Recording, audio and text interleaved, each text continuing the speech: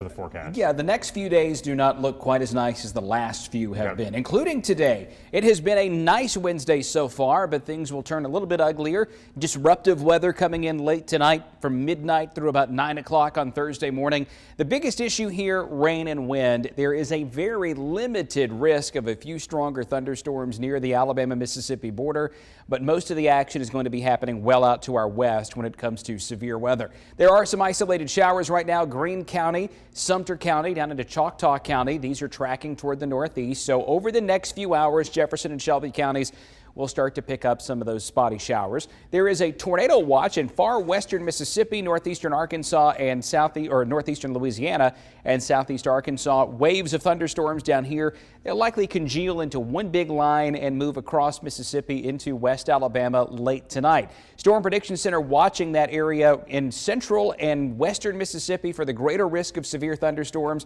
and that risk drops off pretty dramatically from the enhanced to the slight to the marginal, which is the lowest end risk that we have here across Alabama. In fact, once you get east of Birmingham, that practically drops off to nothing. We don't expect severe weather whatsoever in Gadsden, Anniston, Center, toward Talladega, Rockford, Alexander City. The timeline for East Alabama to get the rain and the wind, though, well after midnight and closer to sunrise. In Birmingham, it's likely close to 4 or 5 a.m. before it really gets in here, but rain and wind will be moving across the state all night long, beginning at midnight and then coming through the central and eastern parts of the state toward the early part of the morning. So as we work on through, say, 1 o'clock, there's some isolated showers around the Birmingham metro area, but look at the wind starting to pick up a little bit. You'll notice the noise outside, especially if you're a light sleeper, the wind kicking in and the rain beginning to fall pretty heavily at times. 3 a.m. we're getting wind gusts around 35 plus. This is not an extreme wind event for us, but it may knock around some garbage cans here and there.